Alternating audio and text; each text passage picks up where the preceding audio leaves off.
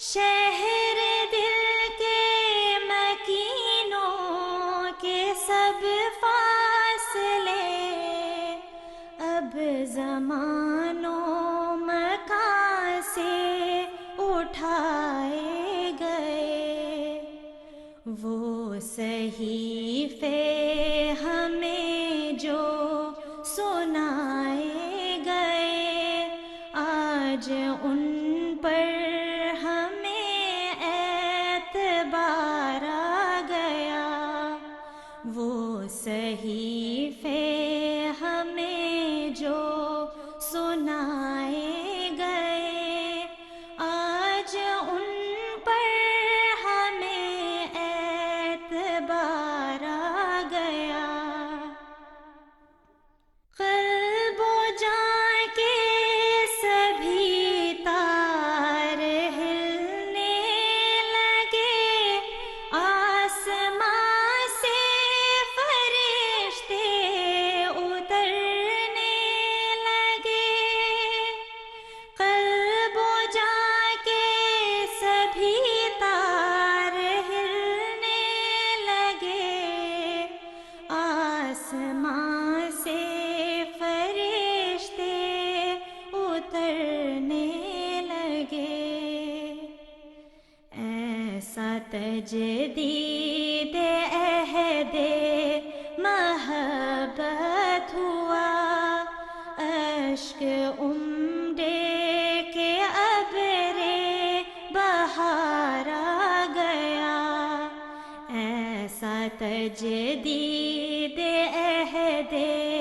محبت ہوا، اشک امڈے کے ابر بہار آ گیا، رت خزاں کی بدلنے لگی ہر گھڑی، صحن گلشن پہ جیسے نکھار آ گیا، وہ جو بھٹکے ہیں ان کا گماں اور ہے، آ کے دیکھیں ادھر تو سما اور ہے، وہ جو بھٹکے ہیں ان کا گماں اور ہے، آ کے دیکھیں ادھر تو سما اور ہے۔ Hazrat Khalifatul Masih has arrived to the Lajna side for his address. وقد وصل حضرة أمير المؤمنين أدى الله تعالى بنصره العزيز إلى قاعة النساء، يتوجه معكم إلى هناك لسماع كلمته.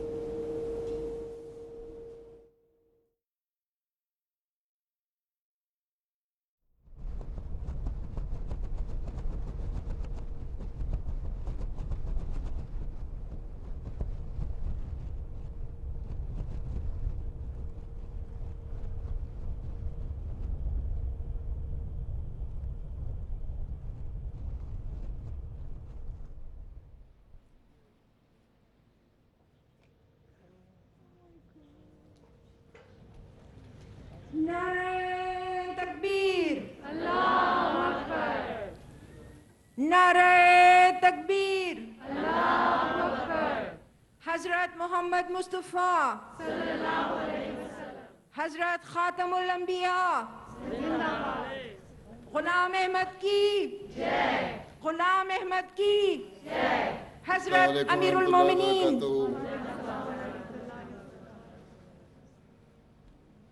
کتنی حاضری ہے؟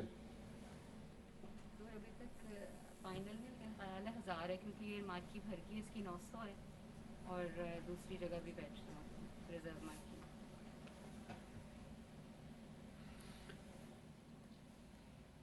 تلاوت نور عہدے صاحبہ۔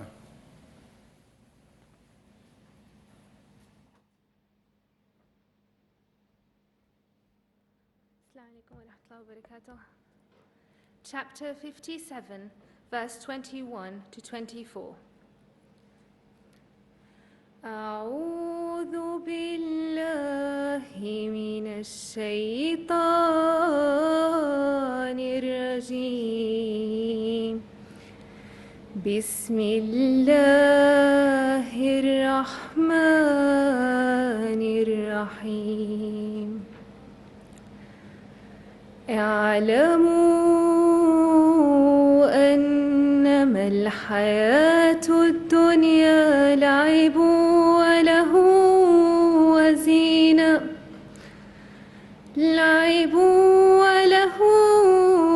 وزينة وتفاخر بينكم وتكاثر في الأموال والأولاد كمثل غيث أعجب الكفار نباته ثم يهيج فتراه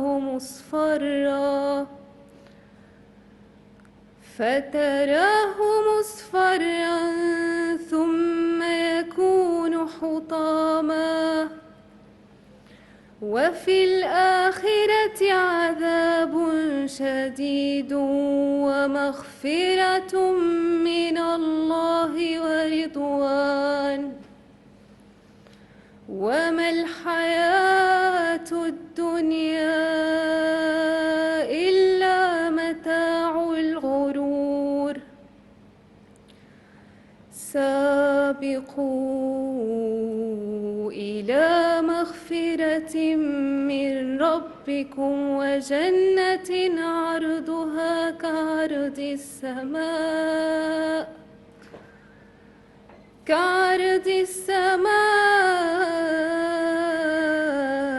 والأرض أعدت للذين آمنوا بالله ورسله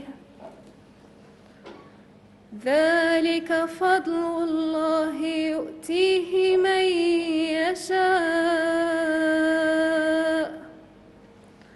والله ذو الفضل العظيم.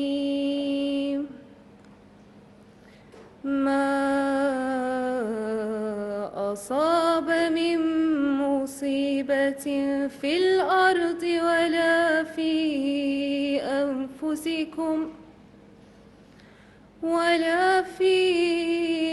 أنفسكم إلا في كتاب من قبل أن نبرأها إن ذلك على الله يسير. لكي لا تأسوا على ما فاتكم ولا تفرحوا بما آتاكم والله لا يحب كل مختال فخور. جزاكم الله. اردو ترجمہ شرمین بٹ صاحبہ.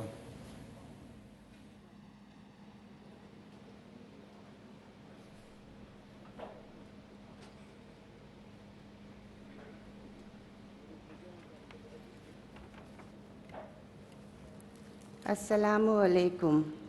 ابھی آپ کے سامنے سورۃ الحدید کی آیات 21 تا 24 کی تلاوت کی گئی. ان آیات کا اردو ترجمہ فرمودہ حضرت مصلح موعود رضی اللہ عنہ پیش خدمت ہے. میں اللہ کا نام لے کر جو بے حد کرم کرنے والا اور بار بار رحم کرنے والا ہے پڑھتی ہوں. اے لوگو، جان لو کہ دنیا کی زندگی محض ایک کھیل ہے اور دل بہلاوا ہے، اور زینت حاصل کرنے اور آپس میں فخر کرنے اور ایک دوسرے پر مال اور اولاد میں بڑائی جتانے کا ذریعہ ہے. اس کی حالت بادل سے پیدا ہونے والی کھیتی کی سی ہے جس کا اگنا زمیندار کو بہت پسند آتا ہے اور وہ خوب لہلہاتی ہے، مگر آخر تو اس کو زرد حالت میں دیکھتا ہے اور پھر اس کے بعد وہ گلا ہوا چورا ہو جاتی ہے، اور آخرت میں ایسے دنیا داروں کے لیے سخت عذاب مقرر ہے، اور بعض کے لیے اللہ کی طرف سے مغفرت اور رضائے الہی مقرر ہے، اور ورلی زندگی صرف ایک دھوکے کا فائدہ ہے۔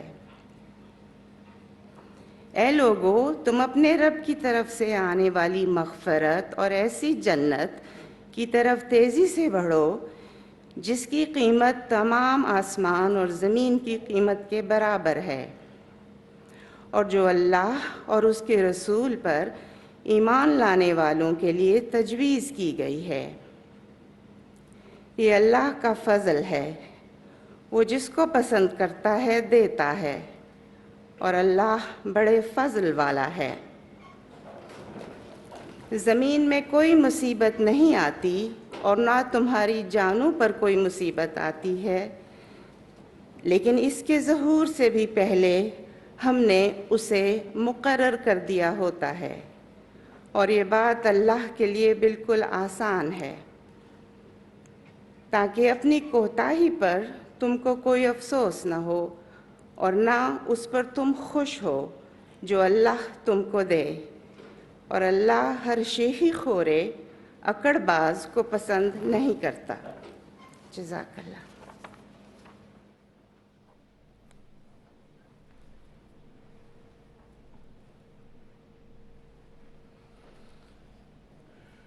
منظوم کلام حضرت اقدس مسیح علیہ السلام ماریہ ثاقب صاحبہ۔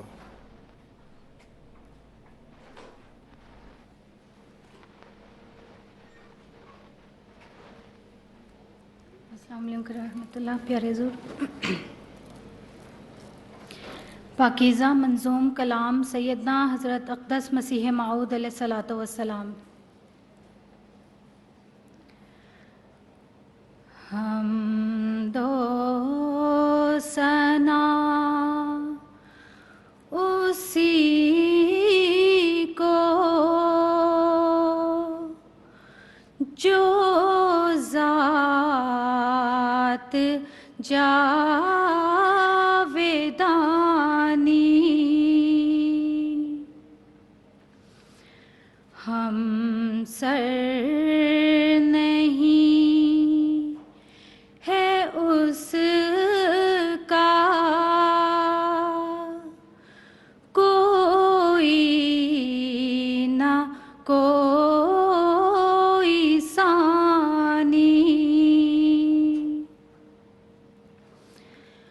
باقی وہی ہمیشہ،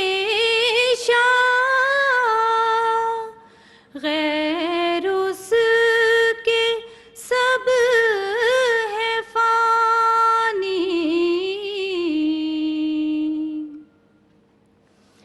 باقی وہی ہمیشہ، غیر اس کے سب ہے فانی، غیروں سے دل لگانا جھوٹی ہے سب کہانی،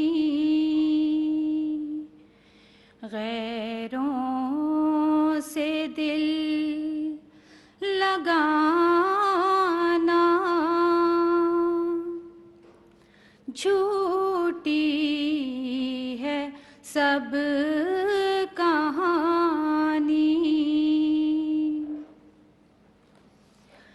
سب غیر ہیں وہی ہے ایک دل کا یار جانی،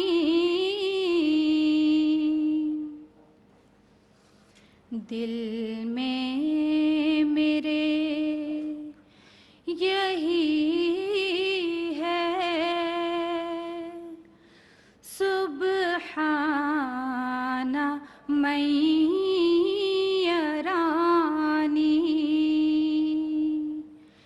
دل میں میرے یہی ہے سبحان من یرانی، ہے عام اس کی رحمت،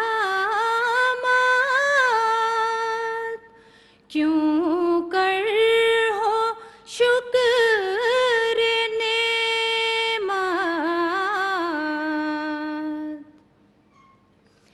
ہے عام اس کی رحمت، کیوں کر ہو شکر نعمت، ہم سب ہیں اس کی سنت،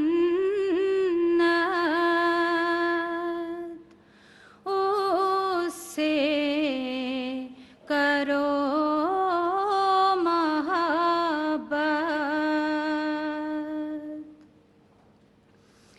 غیروں سے کرنا الفت، کب چاہے اس کی غیرت،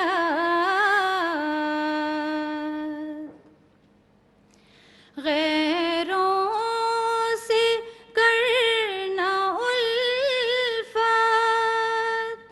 کب چاہے اس کی غیرت،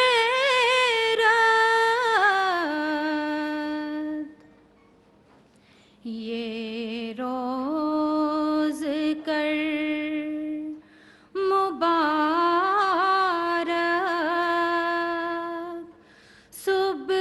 سبحان من یرانی، یہ روز کر مبارک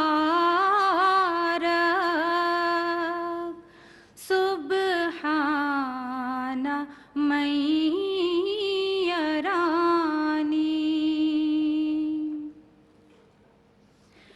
جو کچھ ہمیں ہے راحت، سب اس کی جود و منت، اس سے ہے دل کی بیعت، دل میں ہے اس کی عظمت،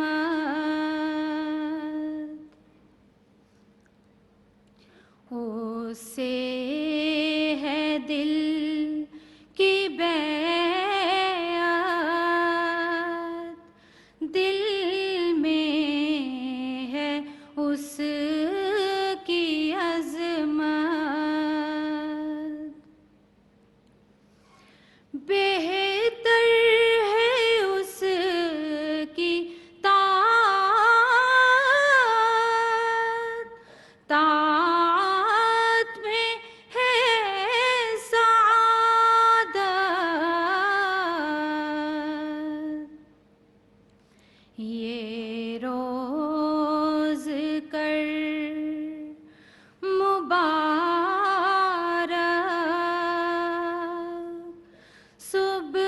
سبحان من یرانی، یہ روز کر مبارک سبحان من یرانی، سب کا وہی سہارا، رحمت ہے عاشقان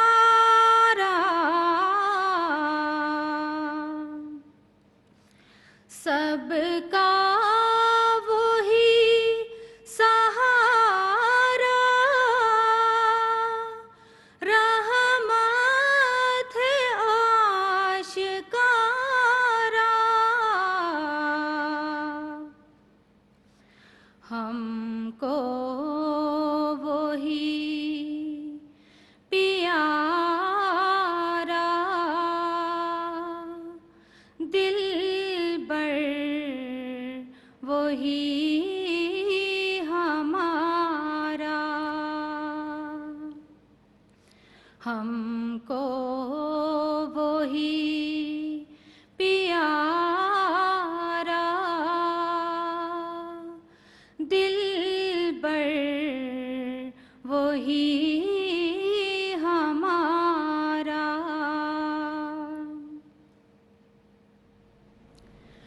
उस बिन नहीं गुजारा, गैर उसके झूठ सारा। उस बिन नहीं गुजारा, गैर उसके झूठ सारा। ये रोज़ कर मुबारक, सुबहाना मैयरानी।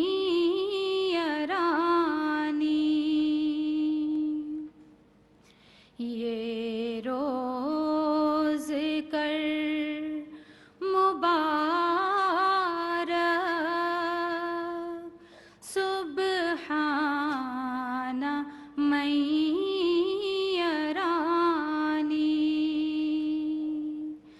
सुबहाना मैयरानी।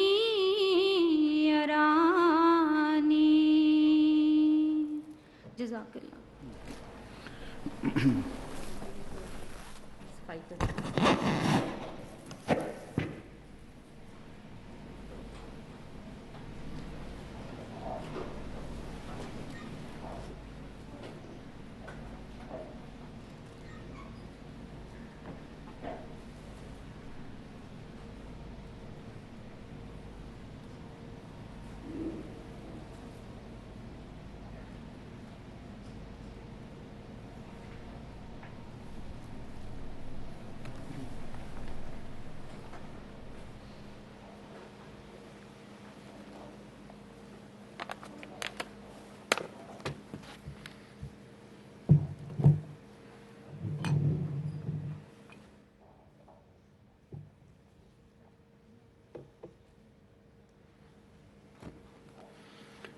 السلام علیکم ورحمۃ اللہ وبرکاتہ۔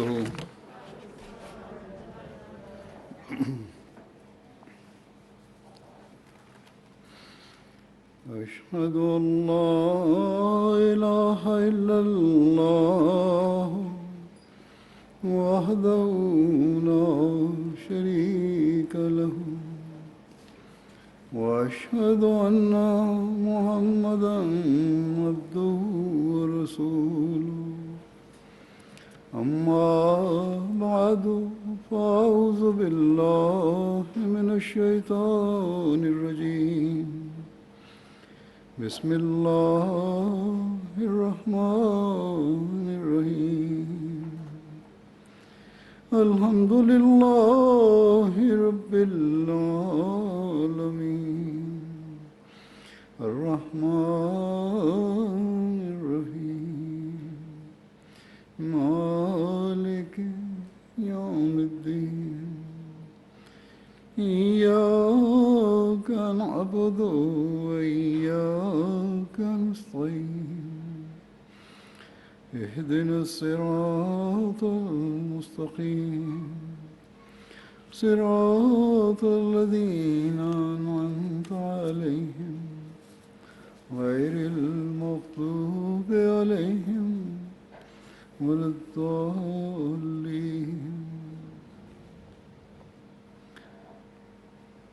آج کل روشن خیالی کے نام پر آزادی اظہار و عمل کا ایسا تصور پیدا ہو گیا ہے جو روشن خیالی کم اور اندھیروں کی طرف لے جانے والی زیادہ ہے۔ ایسا تصور ہے جو مصنوعی اور سطحی۔ جس کے فوائد اور نقصان کا موازنہ کرنے کی تکلیف ہی گوارا نہیں کی گئی۔ اس نام نہاد آزادی اور روشن خیالی کے بعض پہلوؤں کے فوائد کے بجائے نقصان زیادہ ہیں۔ یہ دیکھا ہی نہیں جا رہا کہ روشن خیالی اور آزادی اظہار و عمل کے نام پر ہم اپنی نسل کے مستقبل داؤ پر لگا کر خود بھی اندھیروں کی گھاٹیوں کی طرف بڑھ رہے ہیں اور اپنی نسل کو بھی اس میں دھکیلنے کی کوشش میں لگے ہوئے ہیں۔ اس نام نہاد آزادی کو سوشل میڈیا کے ذریعے سے آج کل اس قدر ایکسپلائٹ کیا جا رہا ہے، اس کی تشہیر کی جا رہی ہے، غلط رنگ میں پیش کیا جا رہا ہے کہ سوچنے سمجھنے کی صلاحیتیں ہی ختم ہو گئی ہیں کہ ہم کس تباہی کو آواز دے رہے ہیں۔ بہرحال دنیا دار جب دنیاوی نظر سے دیکھتے ہوئے، چاہے نیک نیتی سے ہی صحیح، اول تو نیک نیتی بہت کم ہوتی ہے، ایک برائی کو ختم کرنا چاہتے ہیں یا اس سے بچنا چاہتے ہیں تو دوسری برائی میں گرفتار ہو جاتے ہیں، کیونکہ روحانی آنکھ ان کی بند ہوتی ہے۔ اور پھر آج کل دنیا داری نے اور دین سے دوری نے اس حد تک دین سے متنفر کر دیا ہے کہ دین کی نظر سے دیکھنا بھی نہیں چاہتے لوگ، اور اسلام کے خلاف تو عام طور پر سخت تنقید کی جاتی ہے اور اسلام کو تنقید کا نشانہ بنایا جاتا ہے، اور اس کی تعلیم کو پرانی دقیانوسی تعلیم کا نام دیا جاتا ہے، جس کا آج کل کی ترقی یافتہ دنیا میں کوئی مقام نہیں ہے۔ یہ کہا جاتا ہے اسلام کے بارے میں، حالانکہ اسلام ہی ایک ایسا مذہب ہے جو ایسی تعلیم دیتا ہے جو ہر ایک کے حقوق بتاتی ہے، آزادی اظہار و عمل کا بھی پتہ دیتی ہے، اور ہر ایک کی حدود اور قیود کا بھی ذکر کرتی ہے، اور اس کو اعتدال پر رکھنے کے لیے ہدایت بھی دیتی ہے۔ 2019 کے آخری جلسے میں کی آخری تقریر میں میں نے اسلام میں مختلف طبقوں کے حقوق کا ذکر کیا تھا، اور ذکر کرتے ہوئے بتایا تھا کہ کس طرح اسلام حقوق دیتا ہے۔ کچھ کی انشاءاللہ آئندہ بھی نشاندہی کروں گا، لیکن اس وقت میں یہاں عورتوں کے حوالے سے کچھ باتیں کہنی چاہتا ہوں۔ عموماً اسلام پر یہ اعتراض کیا جاتا ہے کہ اسلام عورت کو آزادی نہیں دیتا، لیکن یہ اسلام کی تعلیم سے لا علمی یا اعتراض برائے اعتراض ہے۔ اسلام کی خصوصی تعلیم کا بنیادی اصول یہ ہے کہ صرف حقوق لینے پر زور نہ دو، بلکہ اگر معاشرے میں امن اور سکون کی فضا پیدا کرنی ہے تو حقوق ادا کرنے کی طرف بھی توجہ کرو، اور ہر ایک کے ذمہ جو فرائض ہیں ان کو ادا کرنے کی بھی اہمیت دو، تبھی حقیقی امن اور سلامتی کی فضا قائم ہو سکتی ہے۔ جو اگر ہر طبقہ کے حقوق اختیارات کو واضح کرتی ہے تو ان کی ذمہ داریوں کی بھی بات کرتی ہے۔ عورت کو صرف یہ نہیں کہتی کہ تم اپنے حقوق حاصل کرو، بلکہ اپنے مقام کو سمجھنے اور غلط چیزوں سے بچنے کے لیے بھی ہوشیار کرتی ہے۔ بس یہ وہ سموئی ہوئی تعلیم ہے جو حقیقت میں ہر طبقے کے حقوق قائم کرنے اور آزادی عمل و اظہار کی ضامن ہے۔ بس اس تعلیم کا نہ کوئی اور دینی تعلیم مقابلہ کر سکتی ہے، نہ ہی کوئی دنیاوی تعلیم اور قانون مقابلہ کر سکتے ہیں۔ جیسا کہ میں نے کہا کہ اس وقت میں ان باتوں کے بارے میں عورتوں کے حوالے سے بات کروں گا جو اسلام میں عورت کے مقام کو ظاہر کرتی ہیں اور ان کے حقوق کا پتہ دیتی ہیں۔ اللہ تعالیٰ نے بے شمار جگہ عورتوں کے بارے میں احکامات دیے ہیں، اور پھر ان کا عملی اظہار حضرت صلی اللہ علیہ وسلم کی زندگی سے ہمیں ملتا ہے کہ کس طرح حضرت صلی اللہ علیہ وسلم نے عورت کی عزت قائم فرمائی، اور پھر اس زمانے میں کس طرح حضرت مسیح موعود علیہ الصلوۃ والسلام نے ہمیں عورت کی عزت اور اس کا احترام پیدا کرنے کی طرف توجہ دلائی۔ اور جب ہم ان باتوں کو دیکھتے ہیں جو عورت کے متعلقہ حقوق کے بارے میں قرآن کریم میں بیان ہوئے ہیں، اور پھر حضرت صلی اللہ علیہ وسلم کے عمل اور ارشادات سے ان کی وضاحت ہوئی، اور پھر حضرت مسیح موعود علیہ الصلوۃ والسلام نے بیان فرمائے، اور اس کی روشنی میں خلفاء نے بھی مختلف اوقات میں بیان کیے، تو پھر اس کی کوئی وجہ نہیں رہتی کہ کسی احمدی عورت کے دل میں مذہب کے مخالف لوگوں کی باتیں سن کر یہ خیال گزرے کہ اسلام میں نعوذ باللہ عورت کے حقوق کا خیال نہیں رکھا گیا۔ حضرت مسلم موعود رضی اللہ عنہ نے سورہ کوثر کی تفسیر میں عورتوں کے جو حقوق اسلام نے دیے ہیں وہ بیان کیے ہیں۔ قرآن کریم کی تعلیم کی روشنی میں یہ واضح کیا کہ جو حقوق عورت کے قرآن کریم نے قائم فرمائے ہیں اس سے پہلے کسی شریعت میں نہیں تھے، بلکہ کہنا چاہیے کہ کسی دنیاوی قانون میں بھی نہیں تھے، اور قرآن کریم عورت کا حق صرف تسلیم ہی نہیں کرتا بلکہ ان پر اس قدر زور ہے کہ ایک دروازہ اس حوالے سے علوم کا کھل گیا، نئی نئی باتیں پتہ لگتی ہیں۔ عورت مرد کے نکاح کے موقع پر جب نکاح ہوتا ہے کہ لڑکی اور لڑکے کا، جو آیات پڑھی جاتی ہیں، حضرت صلی اللہ علیہ وسلم نے اس میں ایسی آیات منتخب فرمائی ہیں جن میں عورت کے حقوق کی اہمیت واضح ہو جاتی ہے۔ اللہ تعالیٰ فرماتا ہے یا ایھا الناس اتقوا ربکم الذی خلقکم من نفس واحدۃ وخلق منها زوجها وبث منهما رجالا كثيرا ونساء واتقوا الله الذي تساءلون به والارحام ان اللہ کان علیکم رقیبا۔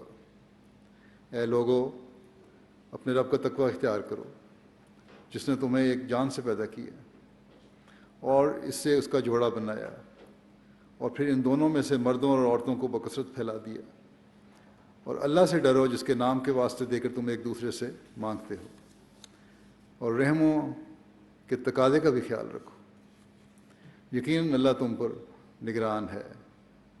بس یہ واضح فرما دیا کہ مرد اور عورت نفس واحدہ سے پیدا ہوئے ہیں، یعنی ایک ہی جنس سے ہیں، گو مختلف صنف ہیں، ایک مرد ہے ایک عورت ہے لیکن جنس ایک ہے، وہ ایک ہی قسم کا دماغ لے کر آئے ہیں، دونوں کے ایک ہی قسم کے احساسات ہیں۔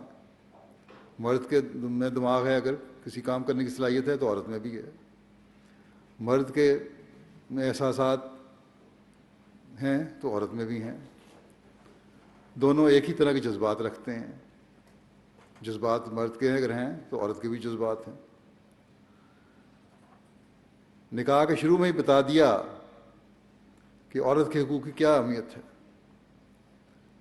مردوں کو اس بات کی طرف توجہ دلا دی کہ تم یہ نہ سمجھو کہ عورت کا دماغ نہیں ہے اور تم جس طرح چاہو اس پر حکومت کر سکتے ہو. عورت جذبات بھی رکھتی ہے، اس کا دماغ بھی ہے، احساسات بھی رکھتی ہے، اس لیے اسے اپنے جیسا سمجھو اور اسے کم اور ذلیل نہ سمجھو. پھر حضرت صلی اللہ علیہ وسلم نے یہ بھی فرمایا کہ بعض اہم امور میں عورتوں سے بھی مشورہ لے لینا چاہیے. آپ خود بھی عورتوں سے مشورہ لیا کرتے تھے. اس کا نتیجہ یہ ہے کہ ایک دفعہ جب حضرت عمر کی اہلیہ نے آپ کو کسی بات پر کوئی مشورہ دیا تو حضرت عمر نے کہا کہ تم کون ہوتی ہو بیچ میں بولنے والی. وہ سن رہی تھیں، وہاں بیٹھی ہوئی تھیں، مشورہ دے دیا. تو ان کی اہلیہ نے جواب دیا کہ جاؤ جاؤ، وہ دن گئے جب ہمارا کوئی حق نہیں تھا، روب نہ ڈالو مجھ پہ. وہ دن چلے گئے. اب تو رسول کریم صلی اللہ علیہ وسلم بھی اپنی بیویوں سے مشورہ لیتے ہیں. تم کون ہو جو مجھے روکو؟ بس حضرت صلی اللہ علیہ وسلم نے عورتوں کے حقوق پر اتنا زور دیا کہ عورتوں کو بھی احساس پیدا ہو گیا کہ وہ مردوں سے کم نہیں ہیں. حضرت عمر کے زمانے کے بعض واقعات سے تو یہ پتہ چلتا ہے کہ آپ اگر کوئی حکم دیتے تو بعض دفعہ عورتیں صاف صاف کہہ دیتی کہ یہ آپ حکم کس طرح دے سکتے ہیں. حضرت صلی اللہ علیہ وسلم نے تو اس طرح فرمایا ہے، جو آپ بات کر رہے ہیں اس کی الٹ بات فرمائی ہے علیہ وسلم نے. بہرحال قطع نظر اس کے کہ عورتوں کے جواب صحیح تھے یا غلط، وہ صحیح سمجھی یا حضرت عمر صحیح سمجھ کے تشریح فرما رہے تھے، لیکن یہ ظاہر ہوتا ہے کہ عورت کو اجتماعی معاملات میں رائے دینے کا حق اسلام نے دیا ہوا ہے. اور اس پر اتنا زور ہے کہ اس کی مثال کسی اور دین میں نہیں ملتی. یہاں یہ بھی واضح ہو کہ وہ عورتیں دین کا علم حاصل کرنے میں بھی شوق رکھتی تھیں اور علم حاصل کرتی بھی تھیں. تبھی تو حضرت صلی اللہ علیہ وسلم کے حوالے سے یہ بات کرتی تھیں کہ آپ صلی اللہ علیہ وسلم نے یوں فرمایا ہے.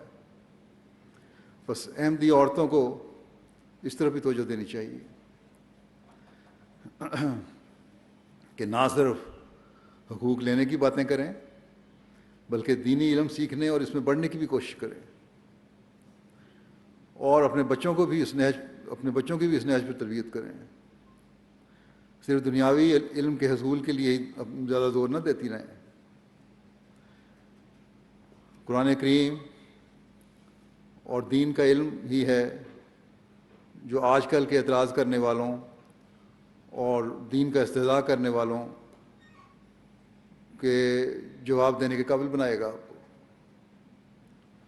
یاد رکھیں یہ دجال کی چال ہے کہ نوجوان نسل کو آزادی کے نام پر اور عورتوں کو ان کے حقوق کے نام پر دین سے دور لے جاؤ اور آئندہ نسلیں اسلام کی تعلیم سے متنفر ہو جائیں، یا یہ آواز اٹھانے لگ جائیں کہ اسلام کی تعلیم کو بھی نئے زمانے کے مطابق ہونا چاہیے اور ان کے حقوق کا پاس ہونا چاہیے. دین سے دور لے جانے والے لوگ ہمدرد بن کر ہی دین سے ہٹانے کی کوشش کرتے ہیں، یہ ہمیشہ یاد رکھیں. بس ہوشیار رہنا چاہیے اور ان شیطانی حملوں سے بچنے کے لیے بلکہ ان کے اعتراض ان پر الٹانے کے لیے اپنے آپ کو تیار کریں، نہ یہ کہ متاثر ہو جائیں. ان لوگوں کو بتائیں کہ تم کیا اعتراض کرتے ہو اسلام پر. اسلام تو عورت کو جو تحفظ اور آزادی دیتا ہے وہ نہ کسی مذہب میں ہے نہ ہی دنیاوی قاعدہ اور قانون میں ہے، اور جس کو تم آزادی کا نام دیتے ہو وہ عورت کے تقدس اور حیا کو ختم کرنے والی ہے۔ بلکہ ان دنیا داروں میں سے بھی بعض لکھنے والوں نے یہ لکھا ہے کہ مرد جو عورت کو آزادی اور حقوق کا شور میں چاہتے ہیں، یہ ان کے اپنے مفاد اور اپنے غلط جذبات کی تسکین کے لیے ہے، ان کو عورت سے کوئی ہمدردی نہیں۔ کئی کالمنسٹ نے اخباروں میں لکھا ہے، بلکہ ایک نے تو کھل کے لکھا ہے۔ بس ان کے جذبات کی تسکین کے لیے، نہ کہ عورت کو کچھ دینے کے لیے۔ عورت کے مفاد کے لیے باتیں نہیں کرتے، بلکہ اپنے مفاد کی باتیں کر رہے ہوتے ہیں۔ بس بہت ہوشیار ہونے کی ضرورت ہے۔ احمدی عورت خوش قسمت ہے کہ اس نے اس زمانے کے امام کو مانا ہے، جنہوں نے ہمیں ہر معاملے میں اسلام کی خوبصورت تعلیم کو نکھار کر دکھا دیا ہے۔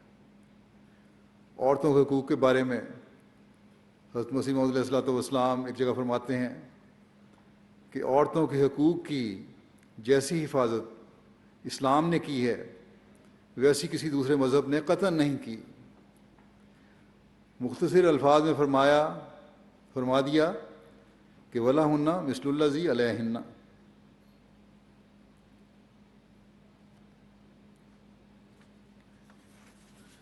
کہ جیسے مردوں کے عورتوں پر حقوق ہیں ویسے ہی عورتوں کے مردوں پر ہیں۔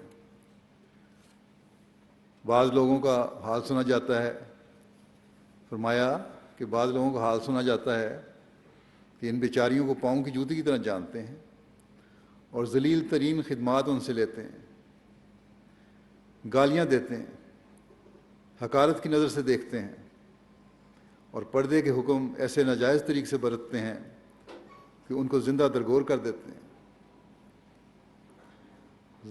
اس طرح کہ گویا کسی کو زندہ دفنا دیا۔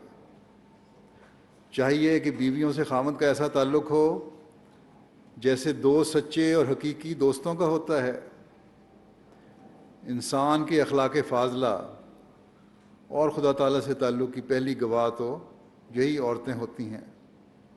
فرمایا انسان کے اخلاق فاضلہ اور خدا تعالیٰ سے تعلق کی پہلی گواہ تو یہی عورتیں ہوتی ہیں۔ اگر انہی سے ان کے تعلقات اچھے نہیں تو پھر کس طرح ممکن ہے کہ خدا تعالیٰ سے صلح ہو؟ رسول اللہ صلی اللہ علیہ وسلم نے فرمایا کہ رسول اللہ صلی اللہ علیہ وسلم نے فرمایا ہے خیرکم خیرکم لأہلہ، کہ تم میں سے اچھا وہ ہے جو اپنے اہل کے لیے اچھا ہے۔ بس بڑی وضاحت سے اس ارشاد میں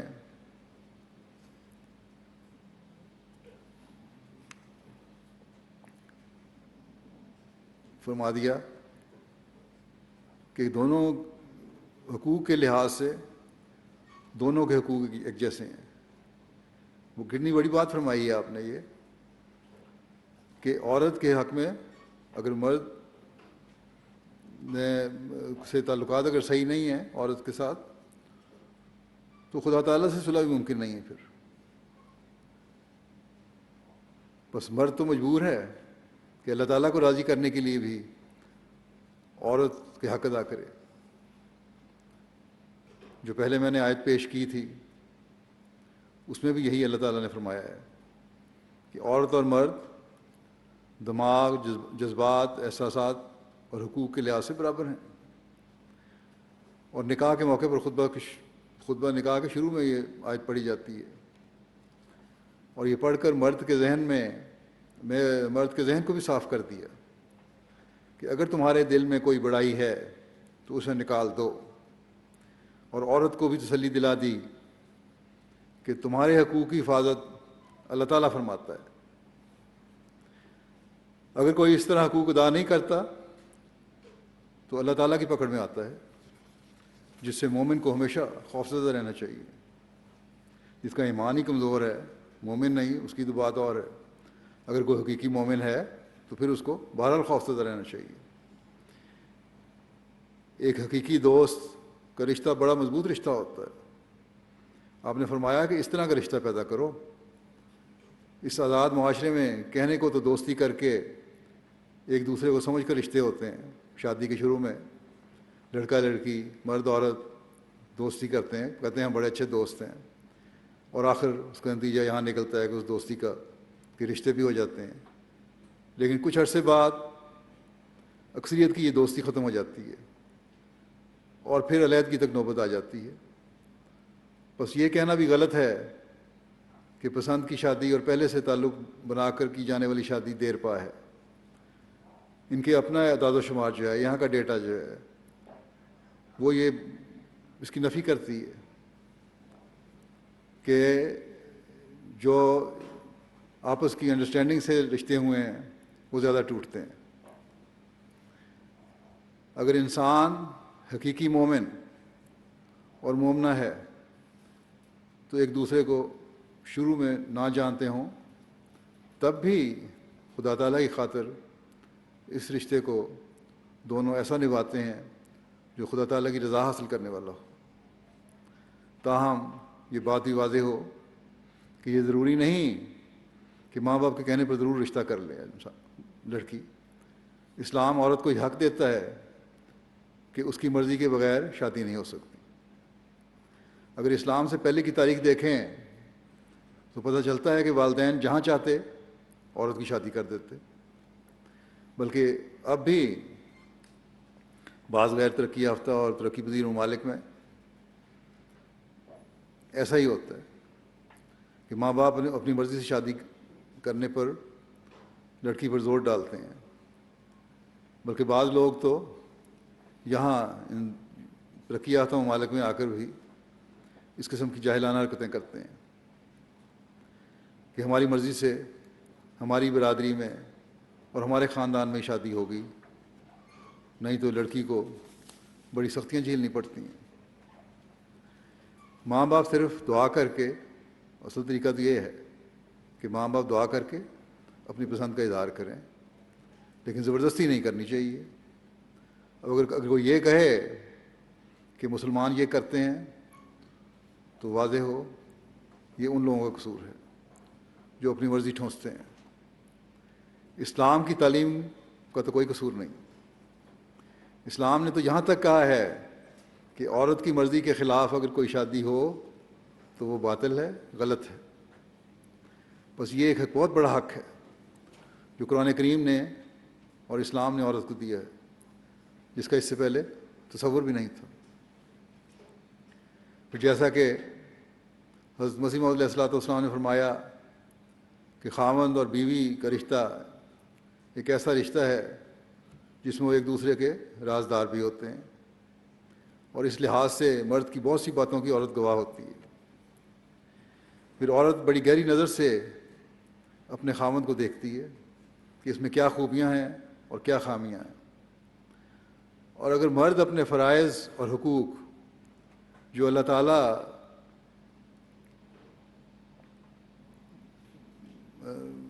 نے اسے دیے ہیں وہ ادا نہیں کر رہا, جو بیوی کے حقوق ہیں انہیں اسلامی تعلیم کے مطابق ادا نہیں کر رہا, تو ایک دن بیوی پھر اس کے سامنے کھڑی ہو سکتی ہے اور ایسے بگڑے ہوئے خاوند کو کہہ سکتی ہے اور کہے گی, اور وہ اس کا حق رکھتی ہے کہ پہلے اپنی اصلاح کرو پھر مجھے سمجھانا. بس عموماً گھروں میں جھگڑوں کی بنیاد بھی یہیں سے پڑتی ہے, جب مرد جابر حاکم کی طرح اپنے گھر کو چلانا چاہتا ہے اور حقوق ادا نہیں کرتا تو اسے بیوی کے اعتراضوں کا سامنا بھی کرنا پڑتا ہے. بس عورت کے ایک بیوی کے حق کو قائم کرنے کے لیے اور گھر میں امن کی فضا پیدا کرنے اور قائم رکھنے کے لیے حضرت صلی اللہ علیہ وسلم کا یہ سنہرا ارشاد ہے کہ تم میں سے بہتر وہی ہے جو اپنے اہل کے لیے اچھا ہے.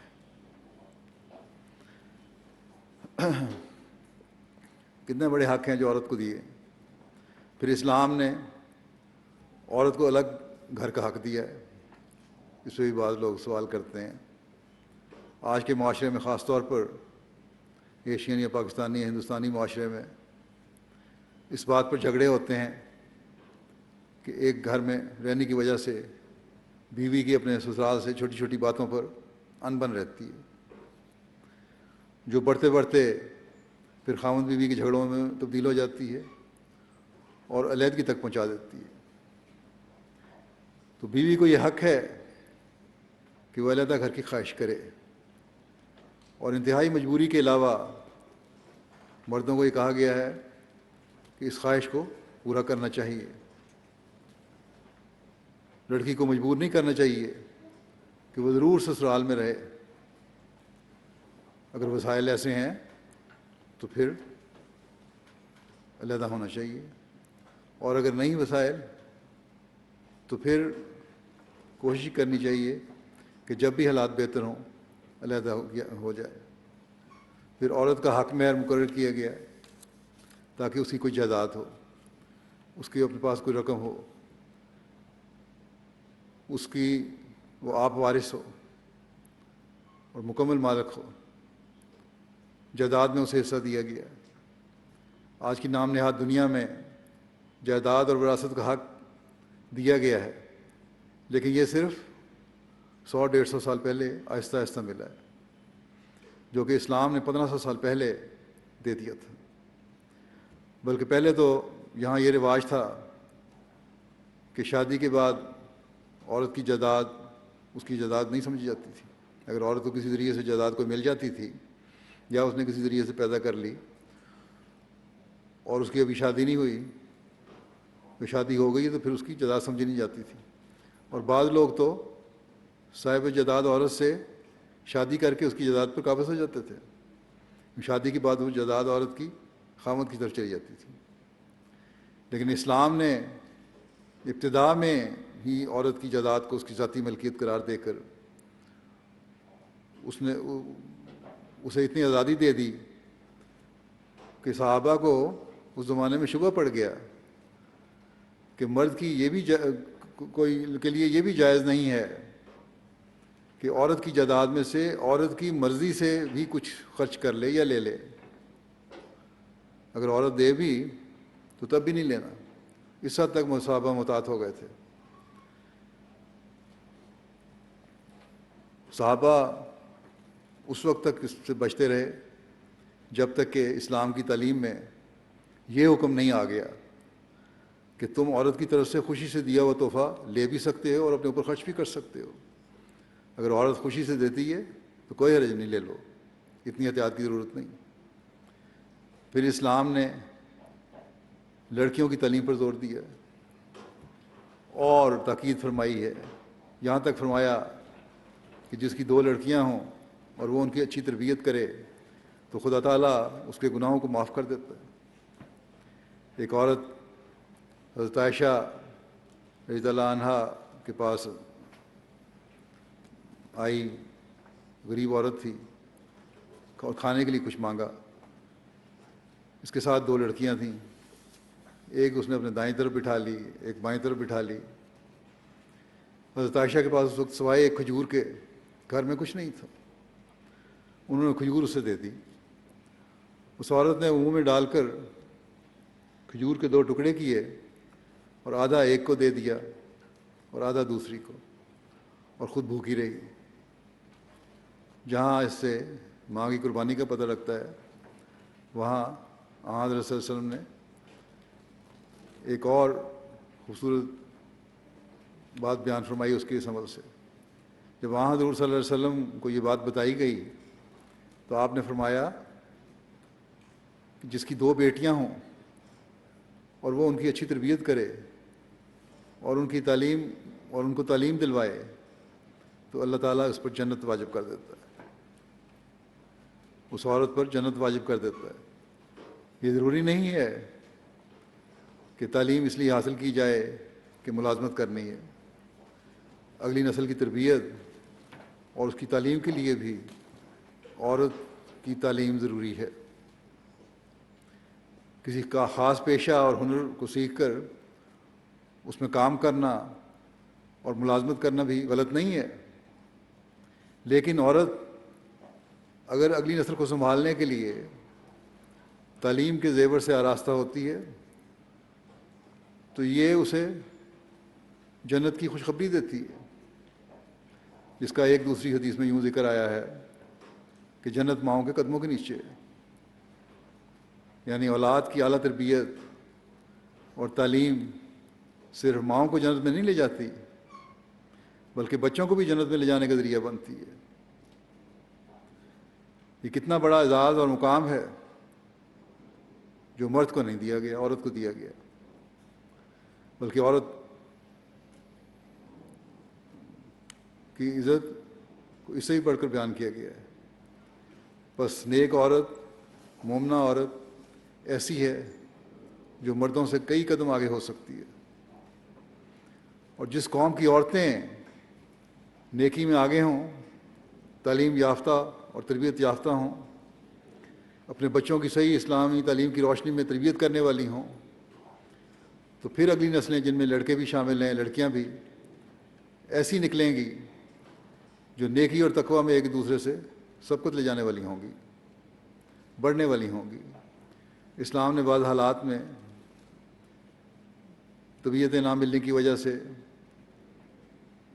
یا کسی اور وجہ سے شادی کے رشتے کو ختم کرنے کی جو اجازت دی ہے، اس کی بات اگر ہم دیکھیں تو اس حق کا استعمال بھی دونوں کو برابر دیا ہے، مرد کو طلاق کی صورت میں، عورت کو خلا کی صورت میں۔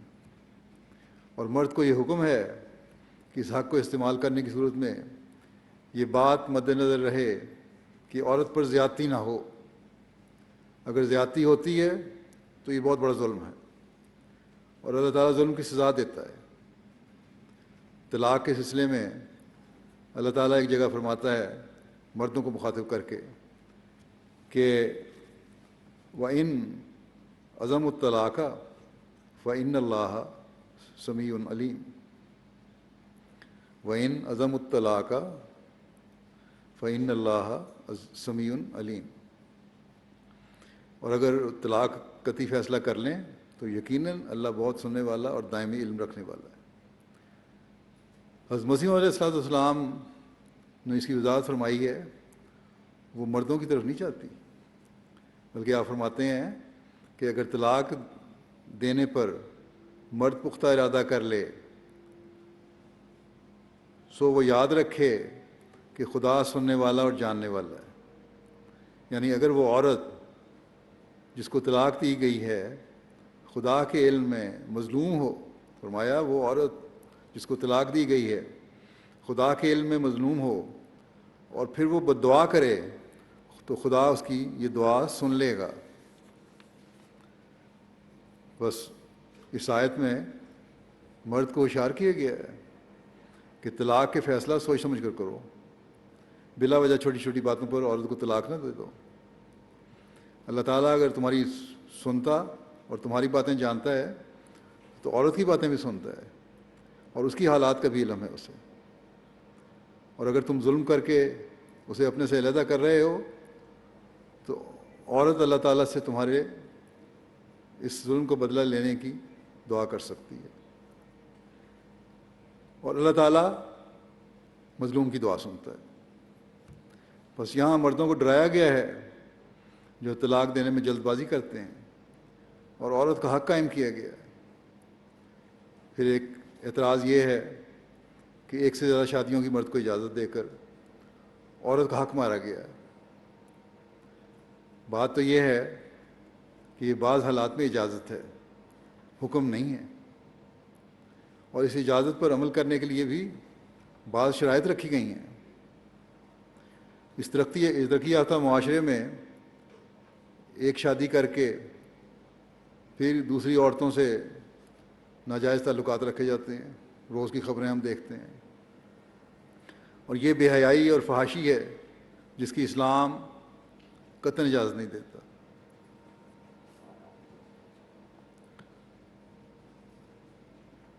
اور اس کا نتیجہ یہ نکلتا ہے اس بے حیائی کا کہ جب بیوی کو ایسے تعلقات کا پتہ چلتا ہے اپنے خاوند کے تو نوبت علیحدگی تک آتی ہے، اور یہ اس معاشرے میں عام چیز ہے۔ اس لیے ان لوگوں کو تو اسلام کی ایک سے زیادہ شادی کی اجازت پر اعتراض نہیں ہونا چاہیے، خود ان کے عمل ایسے ہیں۔ پہلے اپنے آپ کو دیکھیں۔ دوسرے یہ کہ جیسا کہ میں نے کہا بعض شرائط کے ساتھ اجازت ہے، اور اگر وہ شرائط پوری نہیں ہو رہی تو اجازت نہیں ہے۔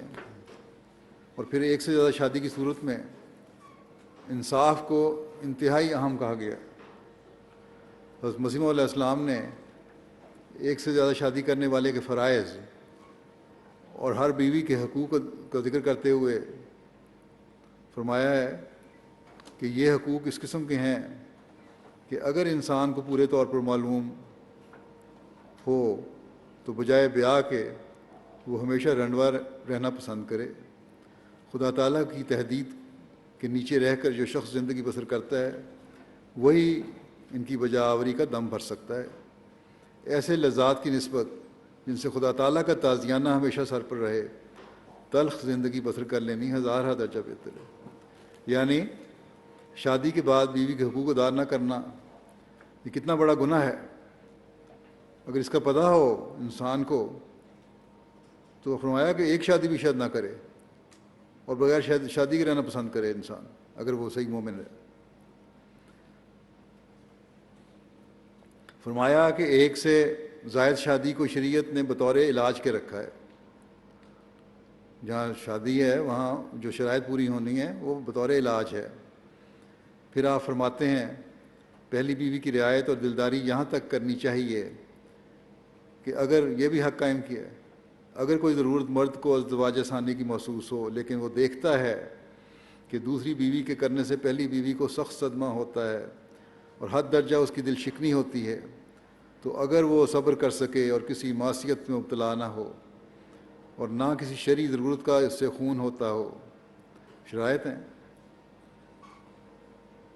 گناہ سے بچنا اور شرعی ضرورت کا خیال۔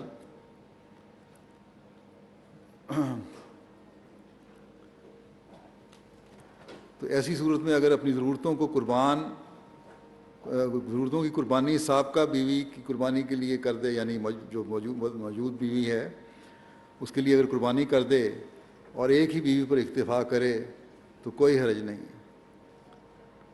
اس بات پہ بھی فرمایا کہ اگر بہت اشد مجبوری نہیں ہے، جو جائز مجبوری ہے، تو پھر بیوی کی دلداری کے لیے ضروری ہے کہ قربانی کرو اور ایک پہ اکتفا کرو، اور اسے مناسب ہے کہ دوسری شادی نہ کرے۔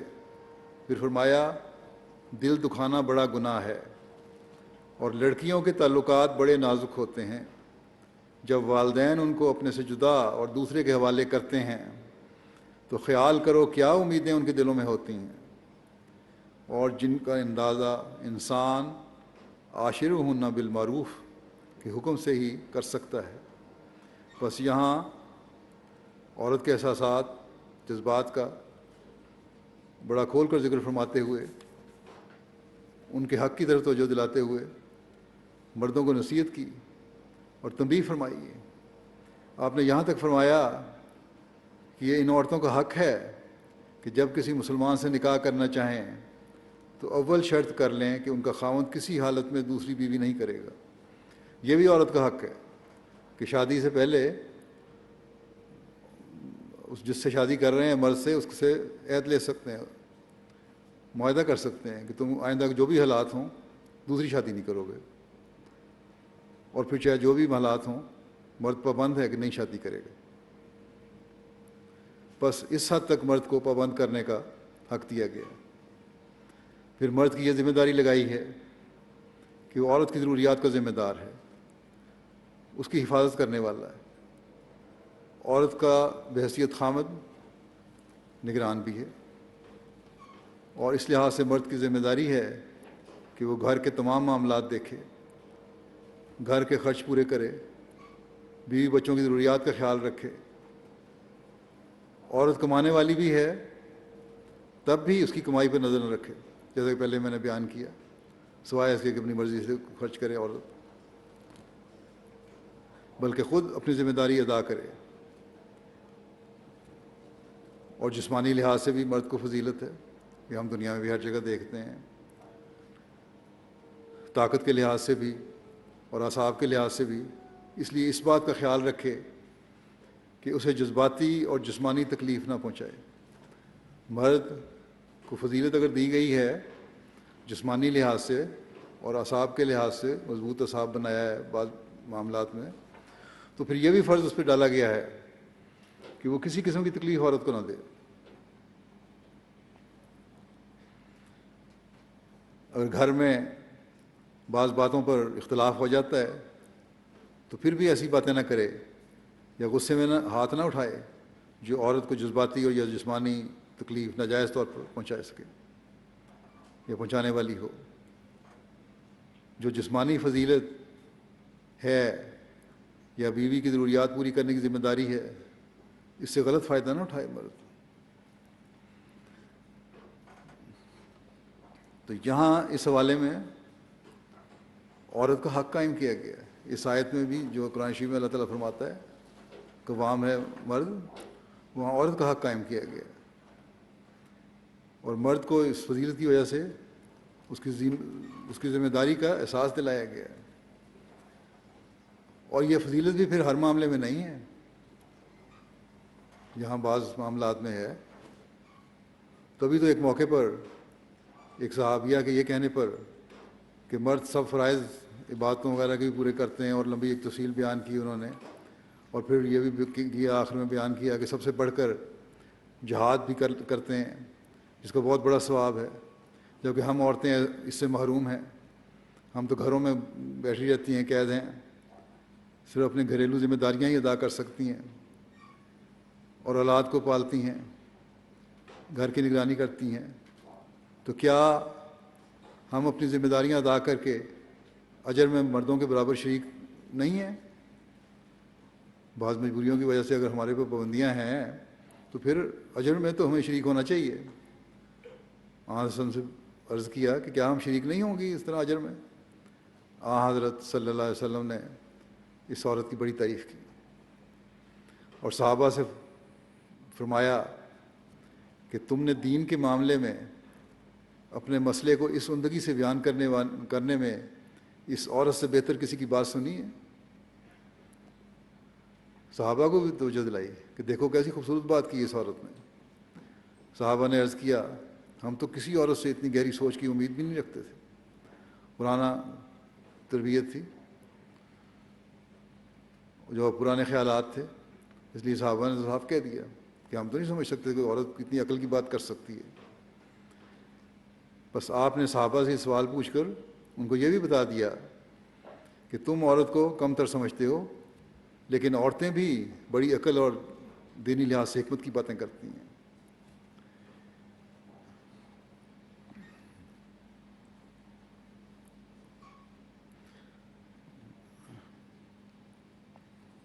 بس ہر معاملے میں اپنے آپ کو ہی فضیلت نہ دو تم لوگ.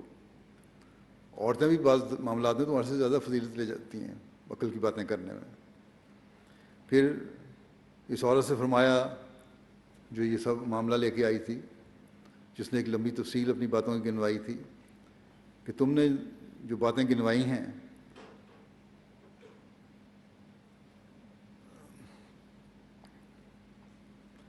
کہ یہ عورتیں ہم کرتی ہیں، اور اگر ایک نیک عورت، گھردار عورت اپنے بچوں اور اپنے گھر کو سنبھالنے کے لیے جو تم نے کہا اسی طرح کرتی ہے، اپنے خاوند کے ہوتے ہوئے اور اس کے پیچھے بھی کی ذمہ داریاں ادا کرتی ہے، وہ مردوں کے برابر ہے اپنے اجر میں. کوئی اجر میں کمی نہیں. جس طرح ایک جہاد میں شریک شخص کو اجر مل رہا ہے اور ثواب مل رہا ہے، وہی اجر ایک گھر میں رہنے والی عورت کو ہی مل رہا ہے. وہ عورت خوشی خوشی یہ بات سن کے آن رسول صلی اللہ علیہ وسلم کی لا الہ الا اللہ اور اللہ اکبر کے الفاظ بلند کرتے ہوئے اپنے گھر چلی گئی، عورتوں کی طرف چلی گئی. بس مردوں کو بعض فرائض کی ذمہ داریوں کی وجہ سے فضیلت ہے، نہ کہ عقل جذبات کے لحاظ سے. اور اگر مرد وہ ذمہ داریاں ادا نہیں کرتے تو وہ گناہ گار بھی ہیں. بہرحال اسلام میں عورت کے بہت سے حقوق قائم کیے گئے ہیں اور ان کے اجر بھی مردوں کے برابر ہیں، بشرطے کہ وہ اپنی ذمہ داریاں بھی ادا کریں اور اسلام کی تعلیم پر عمل کریں. اسلام کی تعلیم کو کسی احساس کمتری کی وجہ سے اپنے لیے شرمندگی کا باعث نہ سمجھیں یا دجال کی چال میں پھنس کر اپنے اوپر ناجائز بوجھ نہ سمجھیں. اسلام کا ایک حکم پردے کا بھی ہے. کسی نے مجھے لکھا گزشتہ دنوں کہ یہاں ان ممالک میں تو ہمارے ملکوں کے مردوں کی طرح جس طرح عام ہمارے ایشین مرد ہیں گھور گھور کے دیکھتے ہیں عورتوں کو، یہاں تو گھور کر نہیں دیکھا جاتا. اس لیے یہاں اس طرح پردہ کرنے کی کیا ضرورت ہے جس طرح اسلام کو پردہ کرنے کا حکم ہے. پہلی بات تو یہ یاد رکھنی چاہیے کہ اللہ تعالیٰ کا کوئی حکم ایسا نہیں جسے ہم خود اپنے نفس کے دھوکے میں آ کر غلط تشریح کرتے ہوئے وقت کی ضرورت یا عدم ضرورت کا درجہ دے دیں. پھر یہ یاد رکھیں کہ اسلام نے جہاں عورت کو پردہ کرنے اور نظریں نیچی رکھنے کا حکم دیا ہے وہاں پہلے مردوں کو حکم دیا ہے. اگر ایک حقیقی اسلامی معاشرہ ہو اور وہاں مرد غض بصر کرے اور غض بصر سے کام لینے والا ہو تب بھی عورت کو حکم ہے کہ تم بھی نظریں نیچی رکھو اور پردہ کرو. حضرت صلی اللہ علیہ وسلم نے بھی مردوں کو بازاروں میں بیٹھنے کی صورت میں نظریں نیچی رکھنے کا حکم دیا ہے. حضرت مسیح موعود علیہ الصلوۃ والسلام نے بھی فرمایا ہے کہ مومن کو نہیں چاہیے کہ بے محابہ اپنی آنکھ کو ہر طرف اٹھائے پھرے بلکہ یغضوا من ابصارہم پر عمل کر کے نظر کو نیچی رکھنا چاہیے.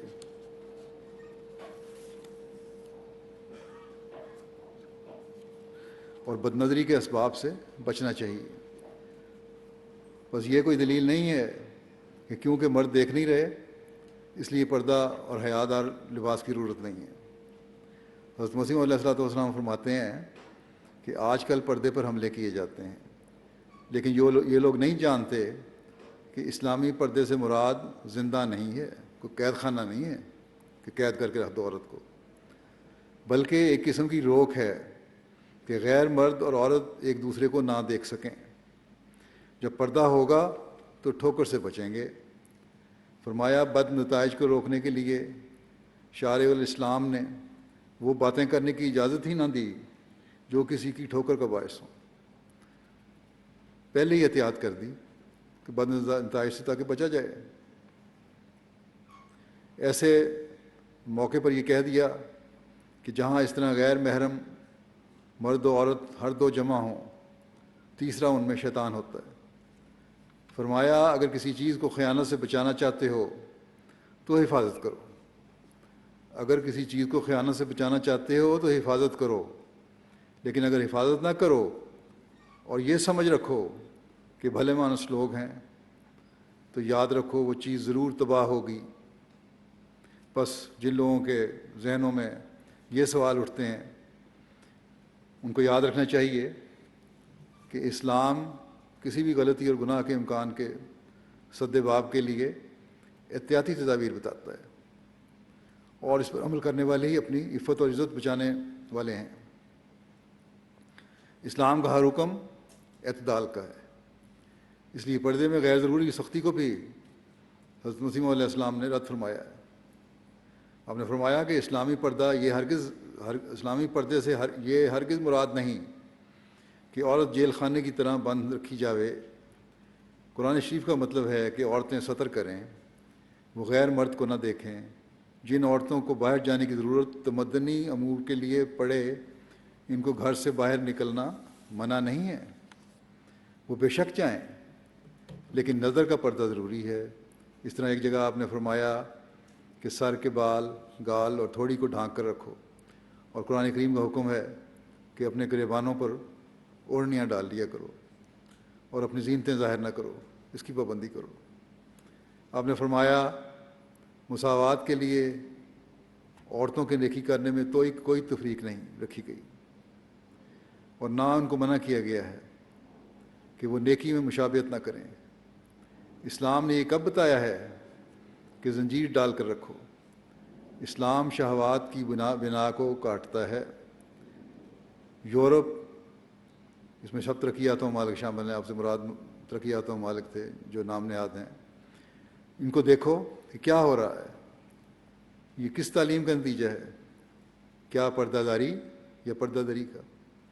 بہت سارے معاملات یہاں بھی ہوتے ہیں، اخباروں میں بھی ہم پڑھتے ہیں، تو یہ کیا ہے؟ آپ فرمایا کہ یہ پردے کا نتیجہ ہے یا پردہ نہ کرنے کا نتیجہ ہے؟ اسلام تقوی سکھانے کے واسطے دنیا میں آیا ہے۔ آپ نے فرمایا اسلام تقوی سکھانے کے واسطے دنیا میں آیا ہے، بس تقوی پیدا کرنے کی ضرورت ہے ہمیں، چاہے وہ مرد ہے وہ عورت ہے، اور اللہ تعالیٰ کی جو حکم ہے ان کو کرنے کی ضرورت ہے۔ اللہ تعالیٰ ہمیں ہمیشہ تقوی کی راہوں پر چلنے کی توفیق عطا فرمائے۔ ہر احمدی عورت اور ہر احمدی بچی کو اپنے مقام کو سمجھنا چاہیے، اور اللہ تعالیٰ اور اس کے رسول صلی اللہ علیہ وسلم کے بتائے ہوئے طریق پر چلتے ہوئے اپنی زندگیوں کو سنوارنے کی کوشش کرنی چاہیے، نہ کہ آزادی اور حقوق کے نام پر اندھی تقلید کرتے ہوئے اپنے ان دنیا داروں کے پیچھے چلنا شروع کر دیں، بلکہ دنیا کو عورت کا مقام اور اس کی عزت اور شرف کے بارے میں بتانا آج احمدی عورت اور احمدی بچی کا کام، جس کے لیے بغیر کسی احساس کمتری کے ہر ایک کو کوشش کرنی چاہیے۔ اللہ تعالیٰ سب کو اس کی توفیق عطا فرمائے۔ اب دعا کر لیں۔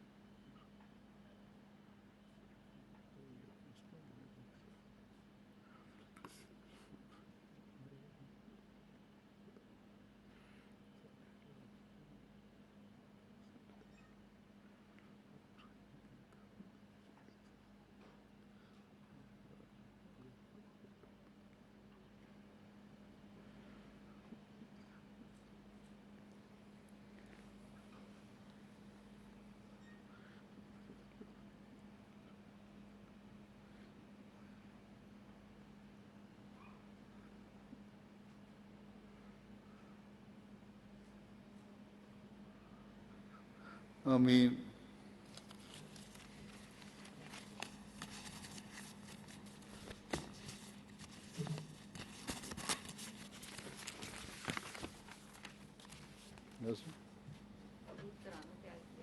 ترانہ کیا اب ہم ماسک پہن کے بنے گی؟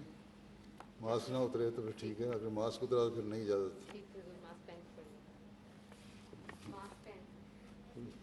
5 منٹ کے اندر اندر ماسک میں بھی بڑی اچھی بات نکل آئے گی، فکر نہ کرو۔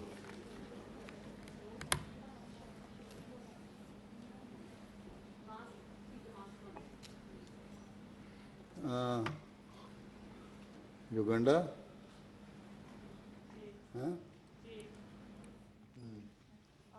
Mask, don't remove your mask.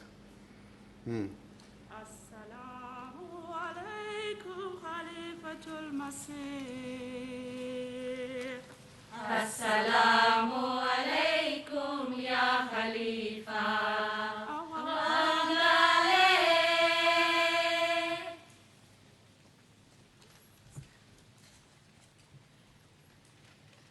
اسی شکر ہزارہ کرنے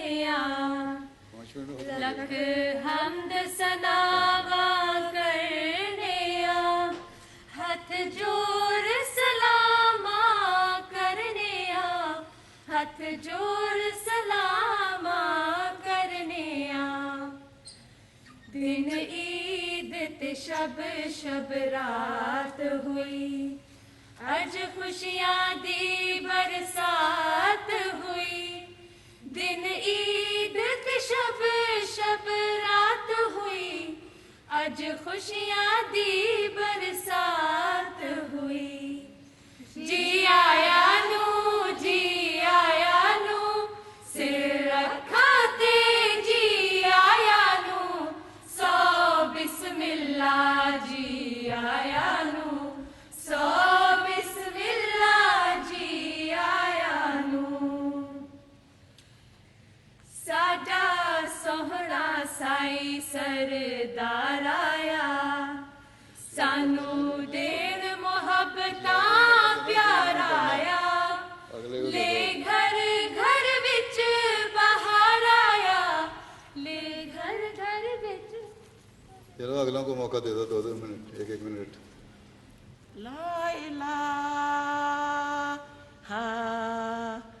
इल्लल्लाह हो मुहम्मदुर रसूलुल्लाह ला इलाहा इल्लल्लाह हो मुहम्मदुर रसूलुल्लाह There is no God but Allah Muhammad is his messenger La ilaha illallah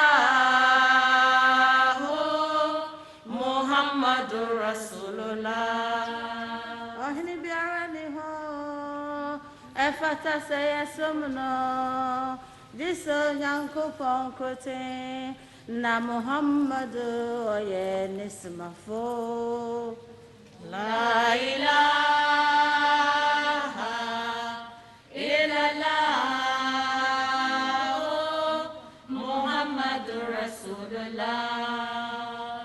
يا جنة الإحسان يا مولانا نحن الإماء الخادمات رجانا نبقى كما ترضى ليرضى ربنا تفديك أنفسنا وذاك منانا يا جنة الأحسان يا مولانا نحن الإماء الخادمات رجانا نبقى كما ترضى ليرضى ربنا تبديك أنفسنا وذاك منانا Estamos todos reunidos, nos hallamos frente a ti. Tú eres nuestro jalifa, nuestro líder a seguir. Por la gracia divina, el mundo es testigo que tú eres el agua que fluye en este verde manantial. Jalifa, Jalifa, Jalifa de Alá. Tú eres nuestro Padre espiritual, espiritual. Tú mi amare pran shaman shumahan तुम्हारे चरणे उजाला शान है তুমি আমার প্রাণ সম্মান সুমহান তুমি আমার প্রাণ সম্মান সুমহান Dans le ciel de l'Ahmadiyyat brille le soleil du khilafat son doux rayon illumine le foyer de chaque Ahmadi. Oh l'univers entend les cris de ma foi. La ilaha illallah. Longue vie au khalifa, longue vie au khilafat, longue vie à l'Ahmadiyya. احباب سارے آئے तूने ये दिन दिखाए तेरे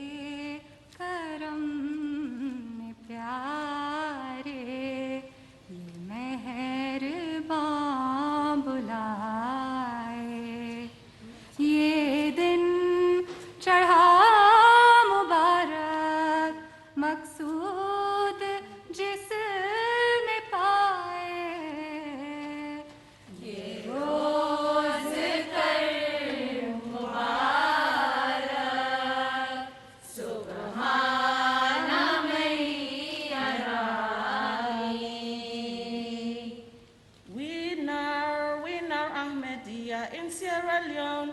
Winner Ahmadiyya.